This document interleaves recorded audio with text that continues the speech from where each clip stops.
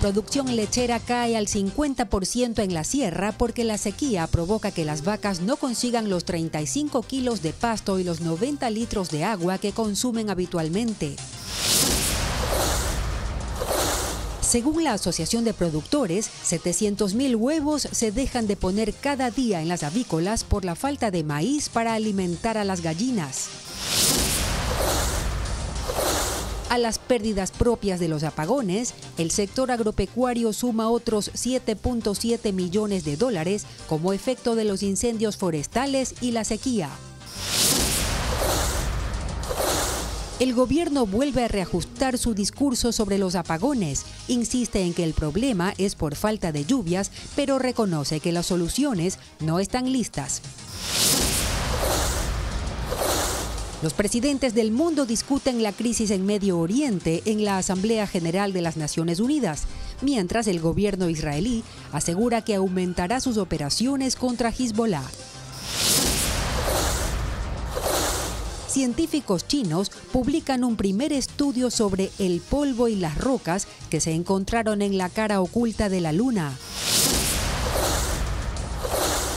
La carita de cansancio, el rábano y el arpa son tres. Amigos, bienvenidos a Televistazo. Lo más destacado a esta hora: la producción de leche de pequeños y medianos ganaderos cae en un 50%. Gaby, ¿qué tal? Hola María Isabel, amigos, buenas tardes. La falta de comida y agua provoca que las vacas pierdan peso. La sierra concentra las mayores afectaciones. Diego Puente con el reporte. Aquí en La Tola, en el Valle de los Chillos, cerca de Quito, el quicuyo no crece. Hay pastizales secos por el intenso sol y la falta de lluvias que desde hace 75 días están ausentes. La falta de comida para el ganado afecta a pequeños y medianos ganaderos que crían razas Jersey y Holstein para la producción de leche y quesos. El problema se concentra en Imbabura, Pichincha, Cotopaxi, Tungurahua, Chimborazo, zonas altas de Santo Domingo y de Napo. Según el Ministerio de Agricultura, hay 15.603 cabezas afectadas por el estiaje. Los ganaderos prefieren venderlas para garantizar comida a las que quedan. He vendido 5 animales. No hay que darles de comer, o sea, prefiero 5 que medianamente estén comiendo algo por lo menos, a 12 que todas estén ahí entrando a problemas de peso. En La Tola, los terneros comen lo que pueden. En otras haciendas hay vacas con extrema delgadez. No producen leche porque no alcanzan a ingerir 35 kilos de césped y el agua que requieren cada día. La producción cayó en 50%. En otras zonas de Pichincha, en Tambillo, los agricultores refrescan el ganado con mangueras. Aunque el quicuyo está menos seco, no crece. Está al ras cuando lo óptimo es que supere 20 centímetros. Por eso en estas zonas que se abastecían de pasto, por primera vez los ganaderos buscan comprar sobrealimentos. Hay algunas personas que veo que están trayendo hierba o si no enolaje y todo eso, pero igual ya sale de los presupuestos. El Ministerio de Agricultura reporta por la sequía 8 animales muertos por la falta de comida o agua. Para enfrentar esta crisis entregó 7 toneladas de comida y suplementos alimenticios. Los agricultores consideran que es insuficiente y piden que el sector sea declarado en emergencia. De otro lado, los avicultores denuncian que no hay maíz para alimentar a las gallinas ponedoras. El impacto ya se refleja en la producción de huevos, que ha disminuido en un 5%, lo que equivale a 700.000 unidades por día. Adriana Bermeo recorrió granjas de Tungurahua y Cotopaxi. Aquí su informe.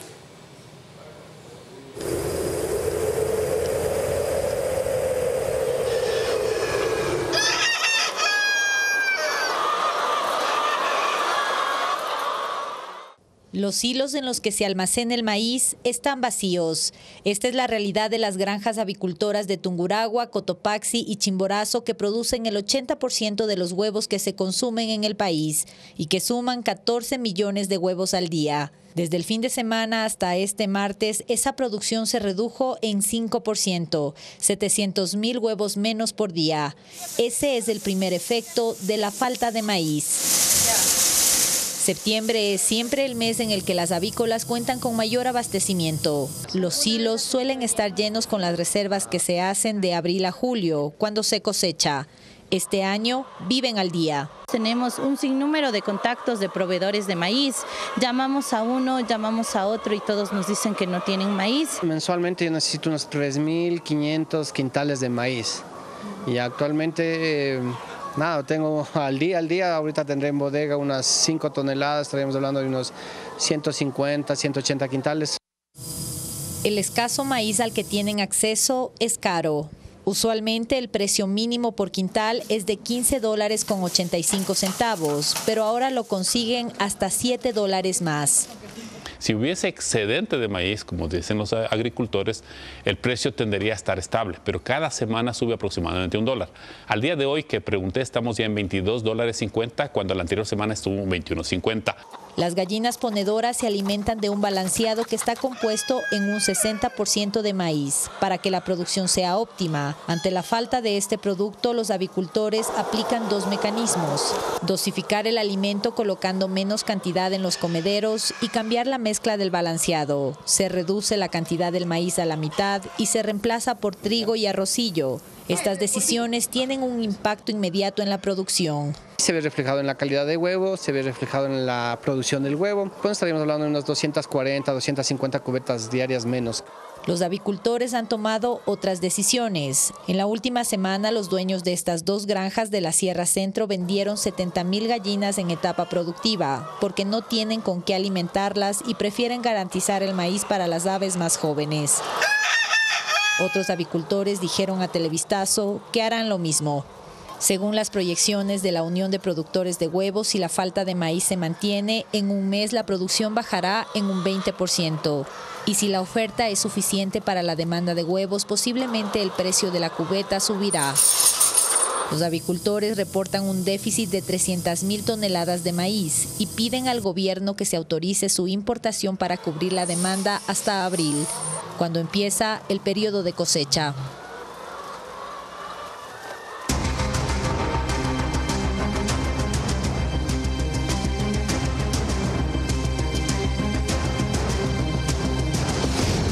Apagones. Bienvenidos al pasado. Que haya varios cortes de luz por día es un verdadero problema para el sector productivo del país, que para la primera semana acumulará pérdidas cercanas a los $500 millones. Ante ello, el gobierno analiza la posibilidad de establecer un régimen especial de racionamientos para las industrias. El sector productivo acusa un golpe bajo en un año que ya venía malo. Los apagones para ellos son plata perdida, dinero que no se recupera. Y una de las razones para ello es la distribución de los racionamientos. El hecho de que sean varios por día lo complica todo.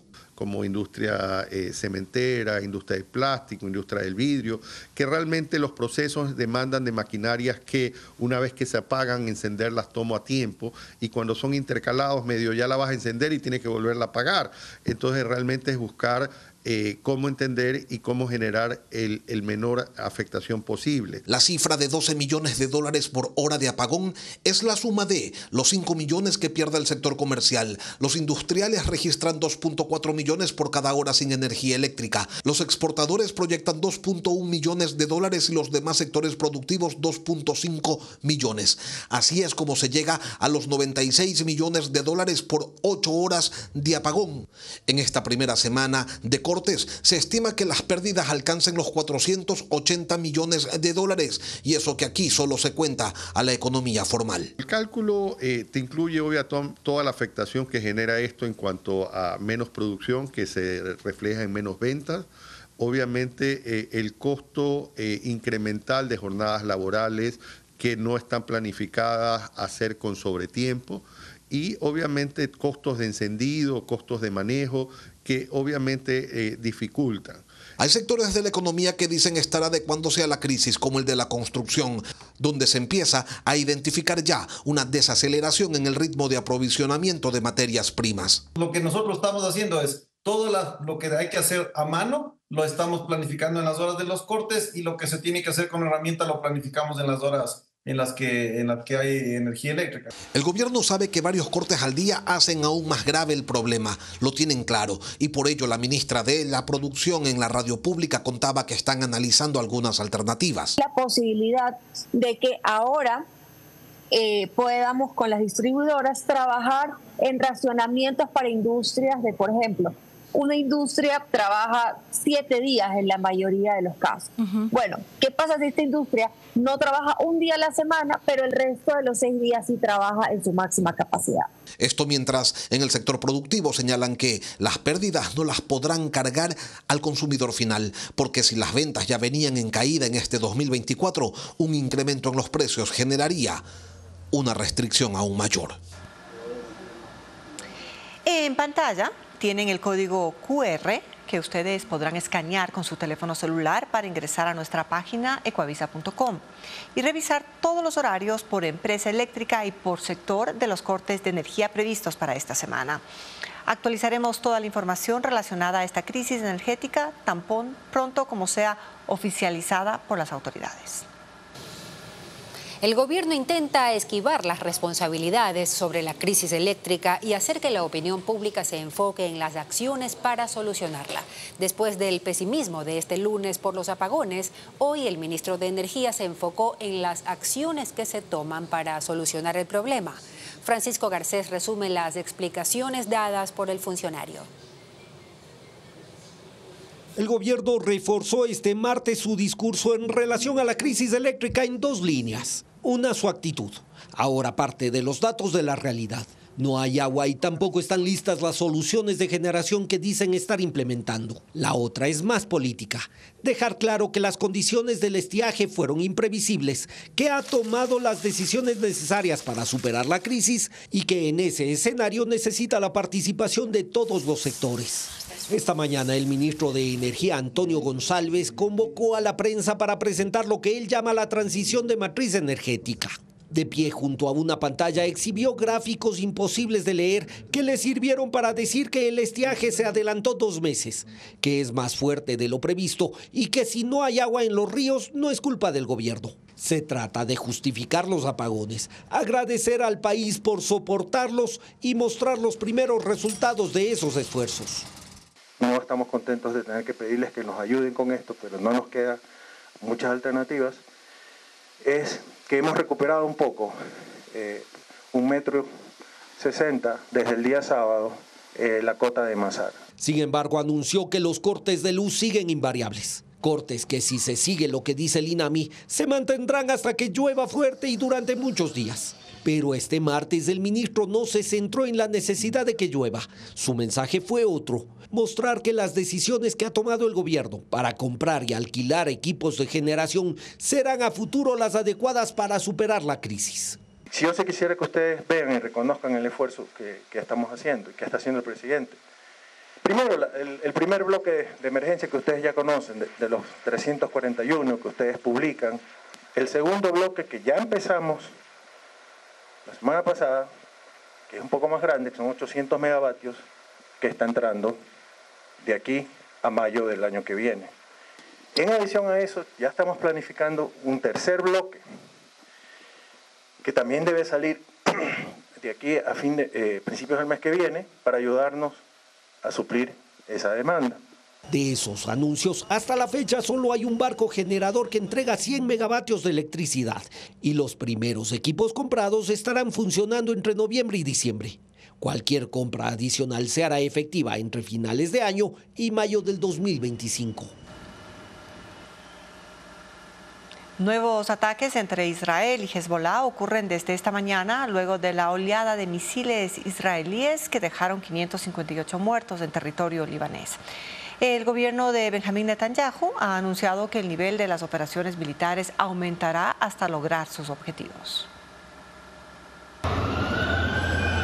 En el segundo día de hostilidades entre Israel y Hezbollah, un ataque aéreo alcanzó un edificio en un suburbio del sur de Beirut.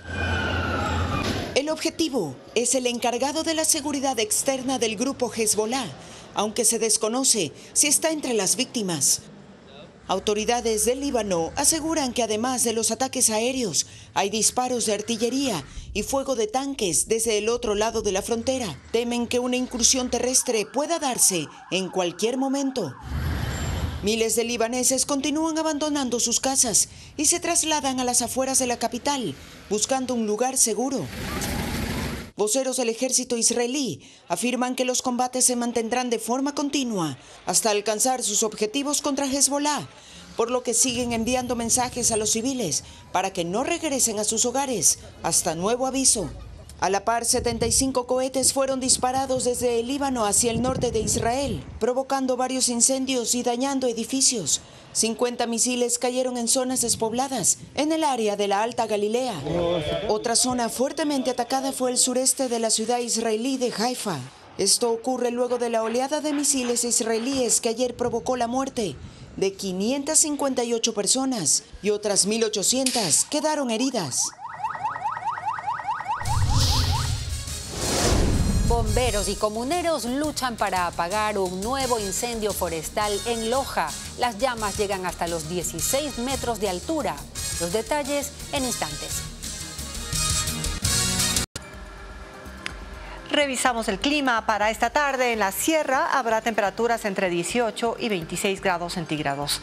El índice de radiación ultravioleta será 12. Esto se considera extremadamente alto, mientras que el cielo estará parcialmente nublado. Es la información del INAMI.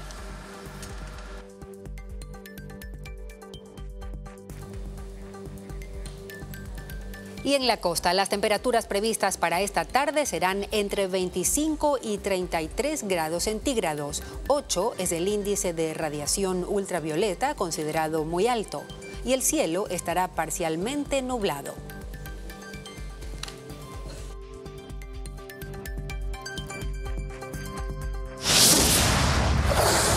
2.000 hectáreas han sido arrasadas por un incendio forestal en el Cerro Yazanga, en Vilcabamba, en la provincia de Loja. Alejandra Sánchez nos amplía la información.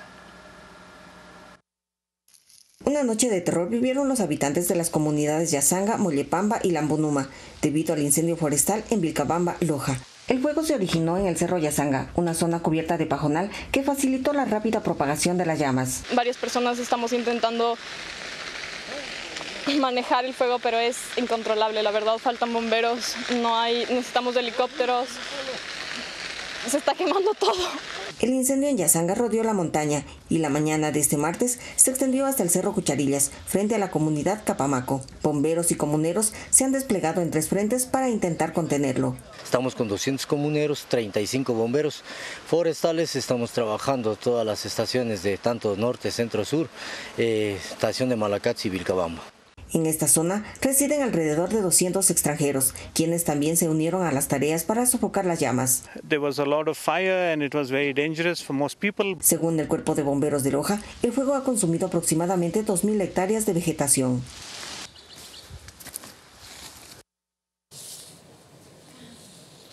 Aunque por ahora siguen siendo 20 las provincias que están bajo alerta roja por la falta de lluvias, se han sumado otras ciudades a la crisis de racionamientos de agua por la sequía. Carla Delgado actualiza el panorama.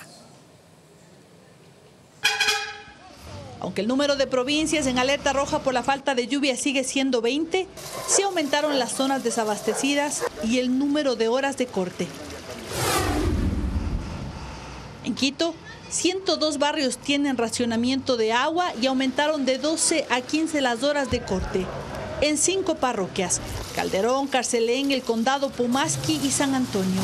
Tanqueros recorren las calles de esas parroquias, aunque hay barrios del sur que aseguran que los tanqueros no llegan desde la semana pasada. En La Tacunga el racionamiento se extendió, porque hasta ayer solo las zonas periféricas tenían cortes de agua. La empresa distribuidora informó que en 5 barrios, Loma Grande, Locoa Oriental, Nintinacaso, Ashpa Cruz, Niágara Mirador, tendrán cortes de hasta 7 horas durante la madrugada. En Manta, la empresa distribuidora informó que solo produce cerca de 45.000 metros cúbicos diarios de los 90 habituales. Por eso está en curso el cambio de cronograma de distribución que será anunciado en redes sociales. Galápagos fue incluido en la lista de alerta roja por sequía desde el domingo, pero no reporta cortes de agua. En Santa Cruz, el servicio es normal y en la provincia no hay sequía. El sistema de captación de agua Inayu de la Municipalidad de Arajuno está funcionando a su más bajo nivel. Únicamente ingresa a 5 litros por segundo, cuando lo normal es de 50 litros por segundo. El río Inayu ya está seco y 5.000 personas dependen de él. Por eso solo tienen agua media hora por día, desde las 5:30 de la madrugada hasta las 6. Fernando Pico, juez de Montecristi, que el viernes suspendió el concurso de fiscal general, era parte del negocio de compraventa de acciones constitucionales en Manabí, según el ex juez de Chone, Joffre Rivera. Pico fue mencionado en el testimonio anticipado del caso Plaga. Jacqueline Rodas con los detalles. Estar involucrado en el caso Plaga, que justamente investiga las acciones constitucionales ilegales, no frenó al juez de Montecristi, Fernando Pico, para conceder una más. El pasado viernes suspendió temporalmente el concurso de fiscal general. El juez Pico es mencionado como parte de la trama de corrupción judicial que opera en Manabí. Su ex colega, el juez de Chone, Joffre Rivera, ahora preso, confesó que cobró por emitir este tipo de acciones y describió a Fernando Pico como el encargado de pedir y recibir el dinero. El juez Fernando Pico Lozano me llama para decirme que tenía una propuesta, que tenía que trabajar en una acción de protección que iban a proponer unos ex trabajadores del municipio de Calceta. Hablamos fuera de su casa. Llegó un abogado en un vehículo y le entrega $10,000. Él aparta $3,000 para él y deja $7,000 para mí. Rivera, en su testimonio anticipado, contó que empezó a enfrentar sumarios disciplinarios y denuncias por sus fallos ilegales. Entonces Pico le ofreció ayuda. Él era en Manabí el funcionario que tenía todos los contactos con la Judicatura de Quito para poderme ayudar en el sumario. Eso sí, no iba a ser gratis. Me dijo que para ayudarme tenía un monto de $40,000 y que para empezar le diera $20,000. Yo estaba con una persona de mi confianza. La fiscalía ya tiene el nombre para comprobar lo que estoy diciendo. Luego el juez Pico le pidió que libere a un preso acusado de violación sexual, según dijo en su testimonio. Fernando me contacta nuevamente para decirme que ahora le colabore con una medida cautelar para un señor Orlando Andrade Alcíbar. Dijo que no me preocupara, que el señor era pariente de la vocal Maribel Barreno, que cualquier problema ella iba a ayudar. Al otro día ingresaron el escrito y efectivamente se concedió la libertad. El juez Fernando Pico Lozano trabaja normalmente porque no ha sido procesado. Incluso ya fijó fecha para la audiencia en la que resolverá el futuro del concurso de fiscal general. Líderes mundiales se reúnen en las Naciones Unidas para discutir sobre la amenaza del cambio climático y los conflictos bélicos. ¿Qué dijo el presidente Joe Biden en su último discurso en ese foro? Se lo contamos en breve. Son $7.7 millones los que pierde el sector agropecuario a causa de los incendios forestales y la sequía. El impacto se concentra en 11 provincias del país, donde se han perdido cultivos agrícolas y animales de ganadería. Diego Cuenca describe la crisis. Los incendios forestales y la sequía son las principales causas de la crisis en el sector agropecuario. Televistazo accedió al primer informe que levantó el Ministerio de Agricultura para dimensionar los daños y pérdidas económicas que enfrentan 9.700 campesinos por ambos eventos climáticos. Los incendios consumieron 8.300 hectáreas de cultivos en Pichincha, Cotopaxi, Bolívar, Chimborazo, Azuay, El Oro y Loja. Los productos afectados fueron alfalfa, maíz, aguacate, café, caña de azúcar y otros pastizales. En esas localidades, las pérdidas económicas ascienden a $6.399.421. Incluye 12.000 animales muertos y 4.000 afectados entre vacas, toros, cerdos, pollos, chivos, mulas y asnos. Mientras que la sequía impacta en otras 8.500 hectáreas en Cotopaxi, Manabí, Orellana, Santa Elena, Azuay, Loja y Galápagos. En ese caso, los cultivos afectados son maíz, cebolla blanca, papa, arveja, tomate y otras hortalizas. Las pérdidas económicas son de $1.433.713, que incluye 16.603 animales afectados por la falta de pasto en Cotopaxi, Galápagos y Azuay. En total son $7.7 millones en pérdidas agropecuarias, y esta información fue considerada para declarar la alerta roja por la sequía, que pone en riesgo la seguridad alimentaria del país. Entre los años 2014 y 2018 hubo un incremento inexplicado del número de personas desaparecidas en el Ecuador. El investigador Arduino Tomasi hizo una alerta sobre estas cifras mediante un estudio académico. En Ecuador, entre el 2014 y 2018, hubo 48.633 personas desaparecidas, un promedio de 10.000 por año. Las estadísticas de la DINASED, la unidad de policía que investiga las muertes violentas, delitos contra la vida, extorsiones y desapariciones, ponen en entredicho la investigación académica de Arduino Tomasi. Hay un quiebre estructural en las denuncias de desapariciones. Una vez que sale la base de Manta, hay más desaparecidos. Digamos que son 10.000, habría que también incorporar cuáles son las denuncias de desapariciones que fueron resueltas. Y es precisamente lo que él no hizo en su estudio. Le faltó mencionar las cifras de los desaparecidos localizados, aunque no se sabe si están vivos o muertos. Televistazo fue a consultar esas cifras. La DINASED fue creada en el 2014 y en el último cuatrenio del gobierno de Rafael Correa sus datos muestran el aumento de desaparición de personas. Por ejemplo, en el 2014 desaparecieron 9.458 personas. La tendencia baja en el 2015, pero son 7.807 desaparecidos, y lo que pasa en los años subsiguientes es que los registros se disparan por sobre los 10.000 casos, como se aprecia en el gráfico estadístico desde el 2016 hasta el 2018. En contraste de estas alarmantes cifras, DINASED en esos mismos años registra personas localizadas.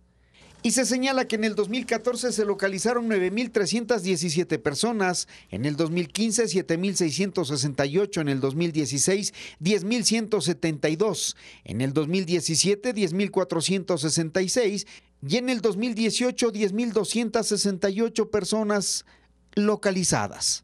Localizadas no significa que todos fueron hallados con vida. Tenemos casi en todos los años un 98%, 99%, 98%. En lo que va del año tenemos 84% de casos resueltos. ¿Encontrados vivos? Sí. La gran mayoría son encontrados vivos. Pero hay un dato polémico, y es que en cada año quedaron personas de las que hoy no se tiene un solo rastro. Sumados los 4 años de análisis da un total de 742 personas desaparecidas, cuyas familias agrupadas en asociaciones aún reclaman y reprochan la falta de respuestas y el manejo estadístico. Hay bastantes desfases, inconsistencias, las estadísticas no son puntuales, eso a nosotros nos perjudica como ciudadanos que estamos al frente de esta desaparición.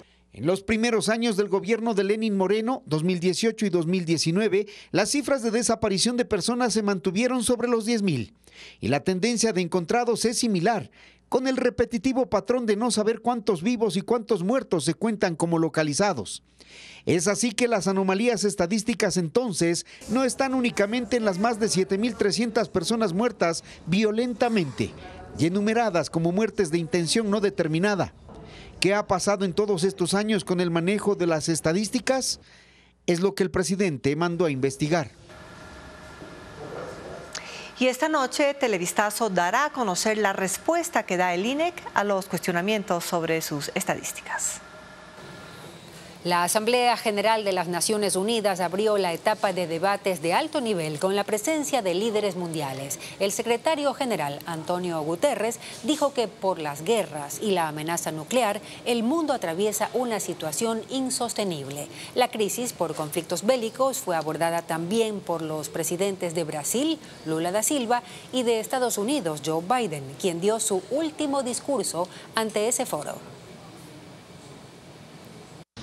Es la Asamblea General número 79 de la Organización de las Naciones Unidas y el debate general de la llamada Semana de Alto Nivel, que recibe a jefes de Estado y de Gobierno, se desarrolla desde hoy hasta el viernes. El encuentro se centra en los objetivos de desarrollo sostenible, la cooperación internacional para enfrentar el cambio climático, la pobreza y la desigualdad, y aborda repercusiones de los conflictos actuales. Las guerras han sido protagonistas desde el primer momento.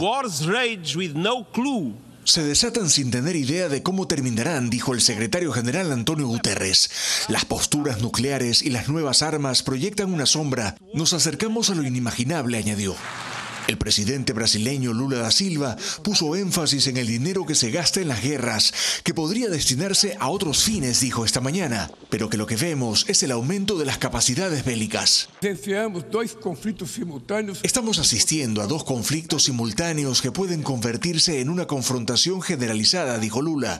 En Gaza y Cisjordania, una de las mayores crisis humanitarias de la historia, que ahora se está extendiendo peligrosamente al Líbano. Una guerra a gran escala no es interés de nadie.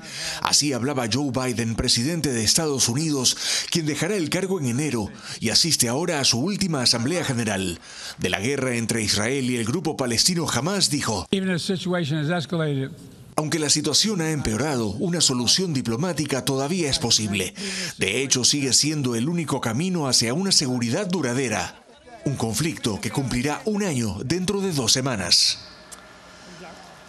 Y en plena crisis energética, el presidente Daniel Noboa volvió a viajar a Estados Unidos para participar en la cumbre del futuro de la ONU y sostener reuniones con empresarios y homólogos de las que se desconocen los temas a tratar y las conclusiones. A inicios de mes, el mandatario hizo una gira de 6 días por Estados Unidos y Canadá. En los últimos 10 meses en funciones, Noboa ha viajado fuera del país en 14 ocasiones. Luisa María Heredia con el análisis. Su 14º viaje al exterior como presidente, Daniel Noboa decidió hacerlo justo en medio de una crisis energética, ocasionada, como asegura su gobierno, por el peor estiaje de las últimas 6 décadas. Noboa salió del país el pasado viernes 20 de septiembre, 5 días después de confirmarse el regreso del fantasma de los apagones. Y se fue sin hablar del tema. Quienes lo hicieron fueron sus ministros, a los que les delegó la vocería sobre la crisis energética. El presidente está en Estados Unidos, a donde ya fue a inicios de mes, cuando hizo una gira que incluía a Canadá y que le tomó 6 días, tiempo en que tuvo reuniones con empresas mineras y petroleras que supuestamente han mostrado interés de invertir en Ecuador. Hasta ahora Noboa ha cumplido agenda en Nueva York, pero tiene previsto ir también a Boston. Volverá al país este viernes 27. Primero se reunió con el Consejo Empresarial Alianza por Iberoamérica, que según la Secretaría de Comunicación de la Presidencia tiene interés en inyectar capital a Ecuador. Ante ese grupo de empresarios, Noboa habló por fin sobre la crisis energética que afronta el país y la calificó como un caos ocasionado por la sequía. Lo siguiente fue el punto más importante de su agenda, una intervención en la plenaria de la cumbre del Pacto para el Futuro de la Organización de las Naciones Unidas el lunes, en la que repasó algunas de las acciones de su gestión relacionadas con seguridad ciudadana y acceso a la educación por medio de becas, e hizo un llamado a crear mecanismos multilaterales para enfrentar a las nuevas amenazas globales. El resto son reuniones de las que en las comunicaciones oficiales no se precisan los temas a tratar y peor aún los resultados o conclusiones. Solo se informa de esta manera que el presidente conversará con el grupo asesor ad hoc sobre Haití, con el secretario general de las Naciones Unidas y después con un grupo de empresarios globales. No se sabe cuáles. Con el presidente de República Dominicana, Luis Abinader, con el de Paraguay, Santiago Peña, y con el de Argentina, Javier Milei. Se conoce que el viernes también estará en la Universidad de Harvard, donde sacó una maestría, para participar en un conversatorio en el que hablará sobre sus prioridades como presidente de Ecuador. Científicos chinos publican el primer estudio realizado a las muestras traídas desde la cara oculta de la Luna. El análisis se realizó a polvo y rocas recopiladas por la sonda china Chang'e 6 en junio. Los resultados revelan datos sobre la composición mineral y geoquímica del material lunar, en algunos casos similares a los que hay en la Tierra. Científicos de las principales instituciones de investigación de Pekín, junto con varios grupos de la Academia de Ciencias y de la Administración Espacial China, analizaron las características físicas, mineralógicas y geoquímicas de las rocas tomadas en la cara oculta de la Luna, que fueron traídas por la sonda Chang'e 6. Los resultados los publicaron en la revista científica National Science Review. Un análisis de las partículas muestra distintos tamaños de grano. Hallaron basaltos, que son rocas volcánicas, pero también hay fragmentos de rocas del tipo brecha, alginato, vidrios y leucocrato. Todos son elementos comunes en nuestro planeta. El análisis geoquímico, a su vez, demostró que existen concentraciones de uranio y potasio, algo que es notablemente diferente en comparación con las muestras tomadas por las misiones Apolo y Chang'e 5, que se obtuvieron en el lado claro de la Luna. El jefe del sistema de aplicación terrestre de la misión dijo que las muestras lunares se han separado y empaquetado cuidadosamente. Todas estas muestras se almacenan en una habitación con altos requisitos ambientales para otros estudios que se espera se realicen en 1 o 2 meses más. La Administración de Alimentos y Medicamentos de Estados Unidos autorizó una versión casera de la vacuna de la gripe. Se trata de un aerosol cuya dosis se aplica una vez en cada fosa nasal. Estará disponible en farmacias para personas de entre 2 a 49 años, pero está contraindicado para mujeres embarazadas. La vacuna contiene una versión debilitada del virus, así que debe ser suministrada bajo receta médica, sobre todo a quienes tengan las defensas bajas.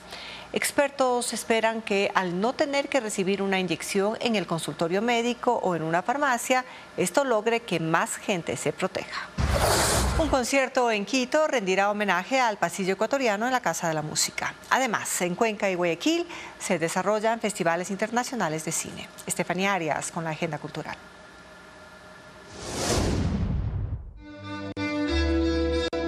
Será un homenaje al pasillo ecuatoriano y a uno de los compositores más importantes del país, el maestro Gerardo Guevara. El concierto Se va con algo mío, Pasillos Inolvidables, se presenta en la Casa de la Música en Quito. Como artista invitada estará la flautista de la Orquesta Sinfónica Nacional del Ecuador, Sandra Túqueres.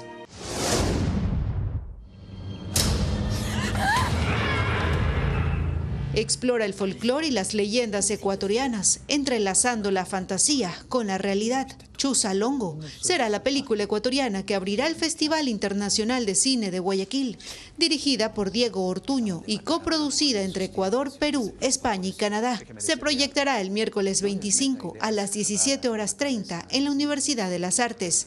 En esta 10ª edición, que será hasta el 2 de octubre, también participarán otras 39 películas de 15 países. No es natural, todo es natural. Al volver, el bloque de seguridad amplía el control a 4 rutas más para resguardar el transporte de productos. Le contaremos cuáles son. Por los cortes de electricidad, el bloque de seguridad amplió las rutas de control en las vías. Los transportistas pidieron al gobierno más protección para no suspender los viajes a los diferentes destinos durante la noche. Paul Romero sigue el tema. El bloque de seguridad incorporó nuevas rutas al patrullaje en las vías para mantener el servicio de transporte de pasajeros a las 6 provincias que están en estado de excepción. Por la crisis eléctrica, el gobierno suspendió el toque de queda en estas jurisdicciones, previsto para esta semana. Por esta razón, durante la reunión de la mesa de seguridad con los transportistas, el Ejecutivo anunció los nuevos ejes viales para el control militar y policial. Desde este lunes, a partir de las 19 horas, se movilizaron patrullas de 20 uniformados en vehículos blindados en las carreteras: Quevedo, El Empalme, Balsar, Guayaquil; Guayaquil, Bucay, Cuenca; Guayaquil, Puerto Inca, Cuenca; El Carmen, Chone. Según los transportistas, 2 factores perjudicaron el flujo de personas en las terminales terrestres: la inseguridad en las carreteras, por los asaltos y extorsiones de bandas delincuenciales y por los cortes de energía eléctrica que empezaron el jueves de la semana pasada. La Federación Nacional de Transporte Público de Pasajeros del Ecuador, FENACOTIP, está revisando los datos de cada cooperativa interprovincial para determinar el porcentaje de la reducción de pasajeros. El dirigente Abel Gómez dijo a Televistazo que la caída es significativa a escala nacional y en particular a los destinos como Guayaquil, Quito, Cuenca. Para evitar la suspensión de las rutas de transporte interprovincial en las noches, según el bloque de seguridad, 5.000 uniformados entre militares y policías permanecerán en esas vías que son las más inseguras.